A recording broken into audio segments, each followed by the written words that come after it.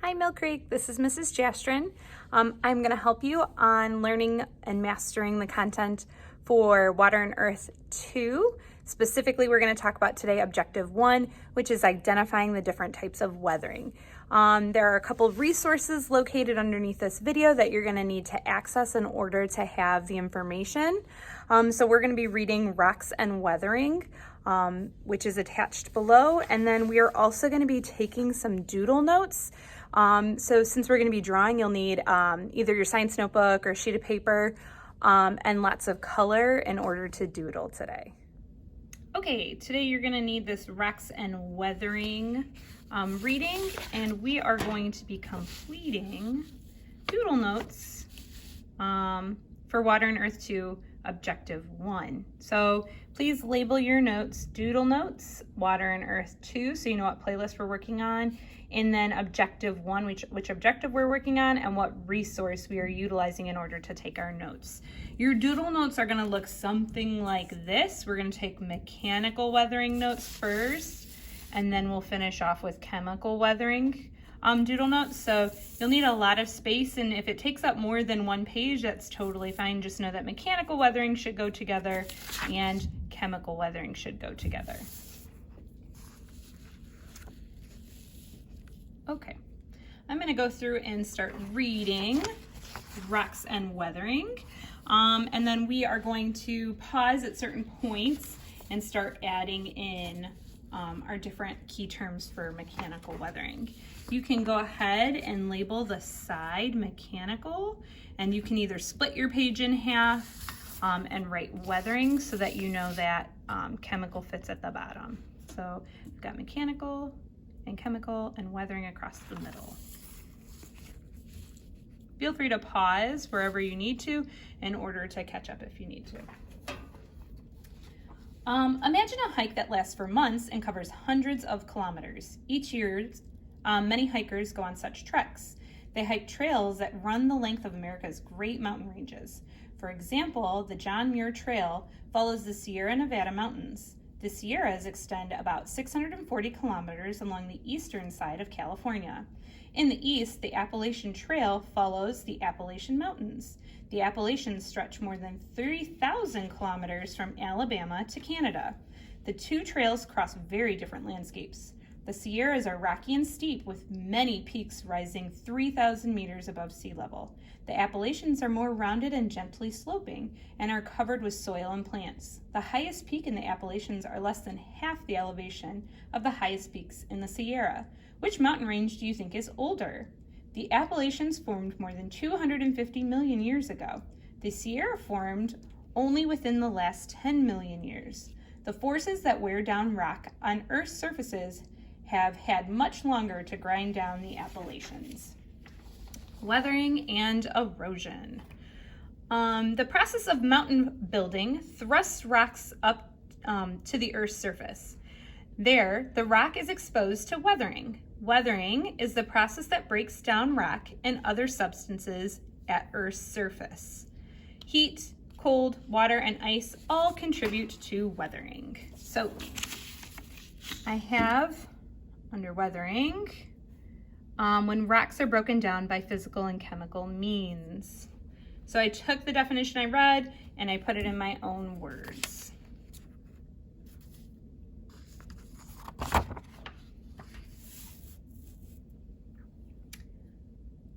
Repeated freezing and thawing, for example, can crack rocks apart into smaller pieces.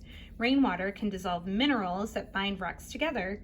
You don't need to go to the mountains to see examples of weathering. The forces that wear down mountains also cause bicycles to rust, paint to peel, sidewalks to crack, and potholes to form.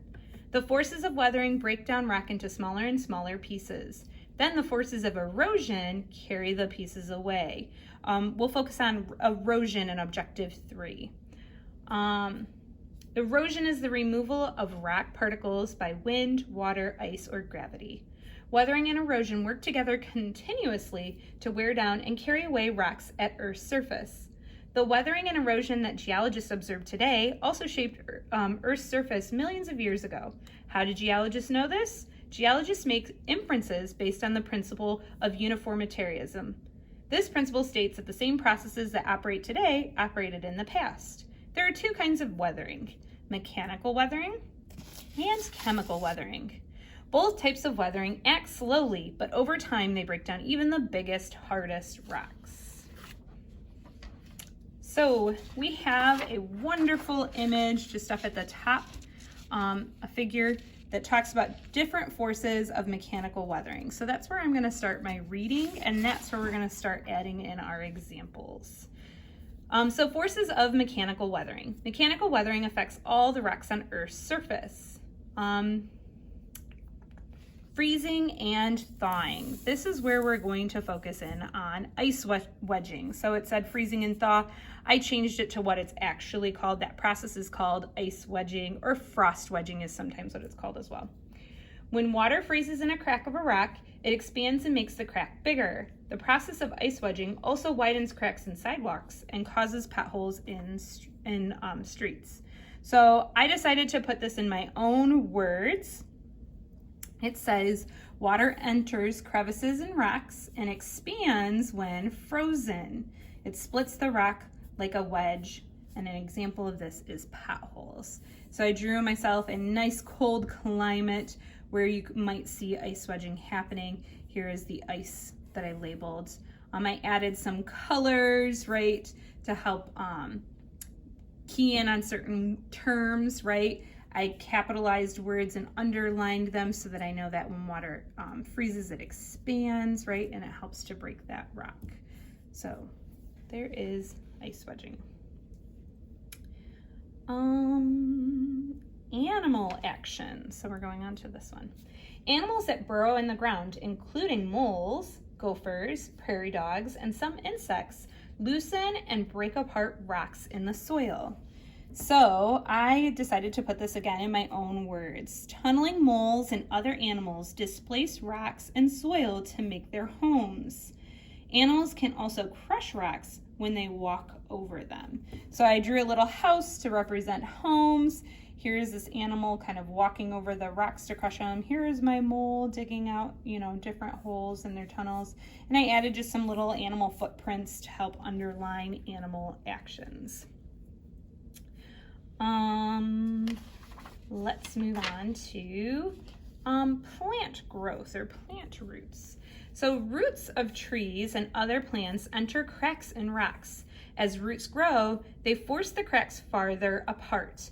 Over time, the roots of even small plants can pry apart cracked rocks. So root wedging happens when growing plants' roots put stress on and crack apart rocks.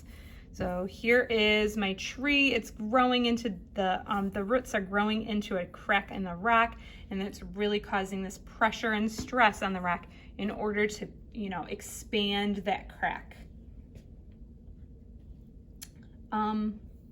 Abrasion. So we have two different types of abrasion, water abrasion and wind abrasion. So it says abrasion. Sand and other rock particles that are carried by wind, water, or ice can wear away exposed rock surfaces like sandpaper on wood. Wind-driven sand helps shape the rocks shown here. And I kind of have these images here and here, right? So leave a space for water abrasion. That one's kind of like explained as we go further and read. But wind carries small particles that sandblast rock surfaces as they move. So here's like my wind blowing around wind abrasion. And last but not least is our release of pressure. So it says, as erosion removes material from the surface of mass of rocks, pressure on the rock is reduced. This release of pressure causes the outside of the rock to crack and flake off like layers of an onion. So you can kind of see it here and here as it's cracking. So temperature changes can cause rocks to expand and contract, right? And erosion also removes layers and causes a change in that pressure. And that pressure is then released like layers of an onion. So this is also called exfoliation. Okay, so now that I've gone through and read, the images first, to fill in quite a few of these. I'm now going to read this section on mechanical weathering. So it says mechanical weathering. If you hit a rock with a hammer, that's kind of why I have my hammer here, the rock may break into pieces. Like a hammer, some forces of weathering break rock into pieces. The types of weathering in which rock is physically broken down into smaller pieces is called mechanical weathering. So I defined what mechanical weathering is. Rocks are broken down into smaller pieces, but the composition of the rock remains the same. So this will make sense when we talk about chemical weathering. The composition is actually changing in chemical weathering, but it stays the same in our physical or mechanical weathering. These smaller pieces of rock have the same composition as the rock they came from. If you've seen rocks that are cracked or split into layers, then you've seen rocks that are undergoing mechanical weathering. Mechanical weathering works slowly, but over long periods of time, it does take more to wear down the rock. Mechanical weathering eventually wears away whole mountains. The cause of mechanical weathering include freezing and thawing, release of pressure, plant growth, action of animals, and abrasion. The term abrasion refers to the grinding away of rock by rock particles carried by wind, ice, water, or gravity. In cool climates, the most important force of mechanical weathering is freezing and thawing of water. Water seeps into the cracks of the rocks and then freezes when the temperature drops. Water expands when it freezes. Ice, therefore, acts like a wedge that forces things apart. Wedges of ice and rocks widen and deepen cracks. This process is called ice wedging. When the ice melts, the water seeps deeper into the cracks. With repeated freezing and thawing, the cracks slowly expand until pieces of rocks break off. Okay, the other type of abrasion that I wanted to add, we talked about wind abrasion, but we want to talk about water abrasion as well, and talk about how that is actually breaking things apart. So as water moves past rock quickly, it breaks off those small particles, and the moving rocks are carried along with like the river. The moving rocks can bump into other rocks, breaking off other pieces, okay? So that's water abrasion. So it's like when rocks are hitting the other rocks, right? Same thing with the wind abrasion. It's picked up and like sandblasted. So those little sediments or particles are breaking apart that.